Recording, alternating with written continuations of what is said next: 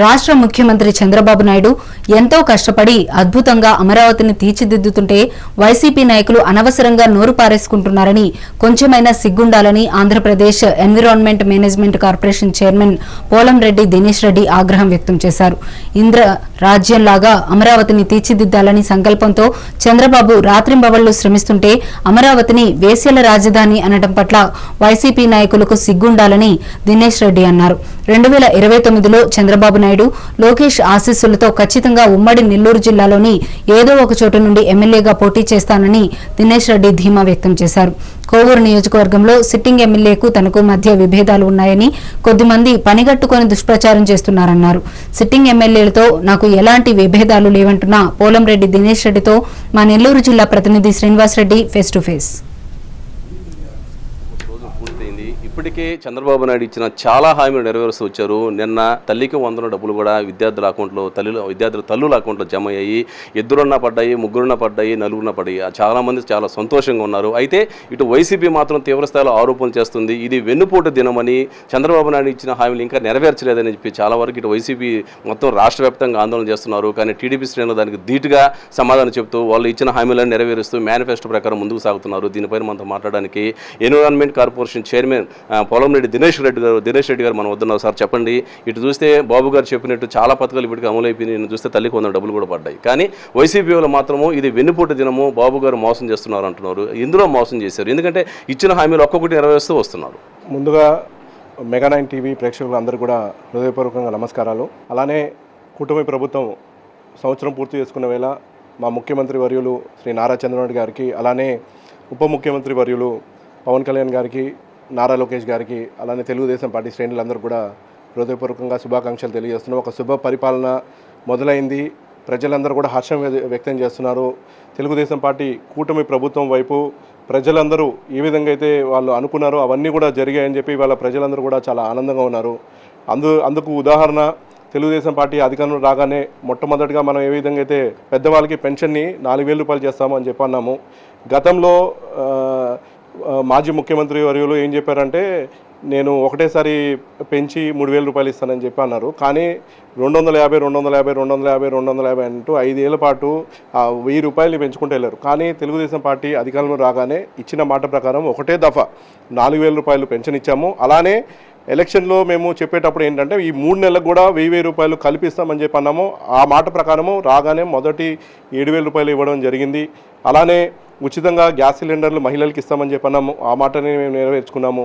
అలానే తల్లికి వందనం పథకము స్కూల్స్ తెరిచే లోపలే మేము అమలు చేస్తామని చెప్పన్నాము. దాన్ని అమలు చేశాము. డిఎస్సిని పెడతాము. పెట్టి దాదాపు రాష్ట్రంలో ఉన్న 16,000 పైన పోస్టులని భర్తీ చేస్తామని చెప్పన్నాము. ఆ మాట ప్రకారం ఇప్పటికే డిఎస్సిని కూడా కండక్ట్ చేయడం జరిగింది. ఉచితంగా ఇసుకనిచ్చాము.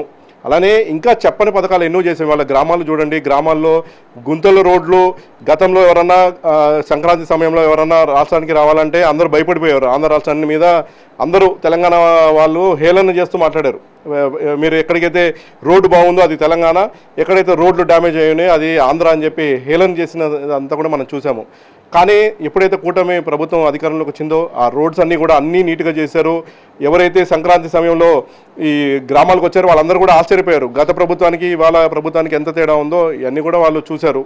అయితే ఇప్పుడు ఏంటంటే జగన్మోహన్ రెడ్డి గారికి కూటమి ప్రభుత్వానికి బాగా మంచి పేరు వచ్చేస్తుంది. వైసీపీ బ్యాచ్కి ఏం చేయాలో అర్థం కావట్లేదు. సో ఏదో ఒకటి అనాలి.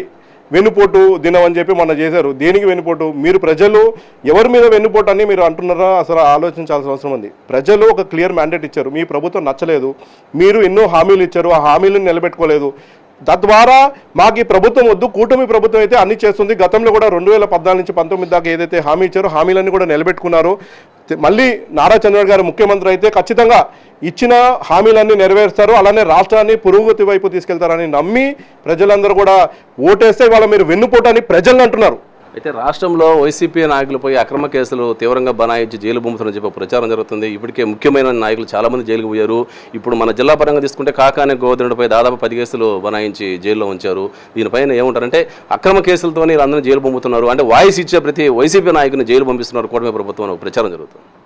ఖచ్చితంగా అండి, మీరు అన్నట్టు ఇది కేవలం ప్రచారం మాత్రమే.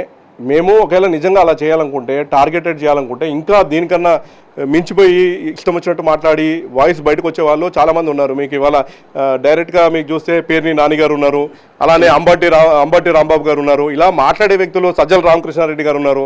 ఏమన్నా టార్గెట్ చేయాలంటే వాళ్ళే టార్గెట్ చేస్తాం, కానీ వీళ్ళందరినీ టార్గెట్ చేయాల్సిన అవసరం లేదు కదా. ఇవాళ మీరు జిల్లా చెప్తున్నారు, ఖచ్చితంగా ఇక్కడ ప్రూవెన్ థింగ్ అండి. ఇవాళ ఇంతకుముందు మనం చూసాం, గతంలో సోమిరెడ్డి గారు అక్కడ చేసిన ధర్నాలు మనం చూసాం. క్వాడ్స్లో అక్రమంగా క్వాడ్స్ అంతా కూడా తరిగిపోతుంది, వీటికి అన్నిటికీ పర్మిషన్ లేదు. రుస్తుమ్ మైన్స్ అని ప్రైవేట్ మైన్స్ ఉంటే ఆ ప్రైవేట్ మైన్స్ని లాక్కున్నది మనం చూసాము. ఆయన అక్కడ ధర్నా చేస్తుంటే రాత్రిపూట కొన్ని వీళ్ళు ఎవరైతే మన అక్కడ హిజ్రాలు ఉంటే హిజ్రాల్ని పంపించి ఆయనని అవమానించే ప్రయత్నం చేశారు. ఇవన్నీ కూడా డైరెక్ట్గా ప్రజలకు కనిపించింది, మీడియాలో టెలికాస్ట్ అయింది, ప్రజలందరూ కూడా తెలిసిందే.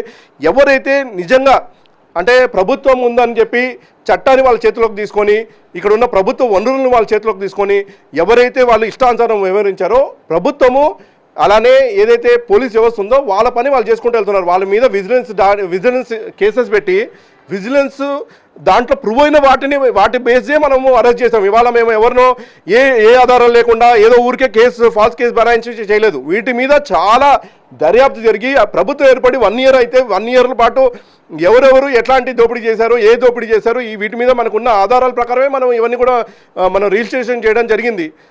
వాళ్ళకి నిజంగా నిజాయితీ ఉంది లేదు, వాళ్ళు ఏం చేయలేదు, కోర్టులో వాళ్ళు ప్రూవ్ చేసుకునేది వాళ్ళకి ఉంది. డెఫినెట్గా వెసులుబాటు ఉంది. కోర్టు కూడా వాళ్ళకి కోర్టు కూడా వాళ్ళు సానుకూలంగా ఎక్కడ వాళ్ళకి తీర్పులు ఇవ్వలేదు. వాళ్ళ వల్లభనేని వంశీ కానివ్వండి దాడి చేసిన మాట వాస్తవమే కదా, అందరూ చూశారు మీడియాలో.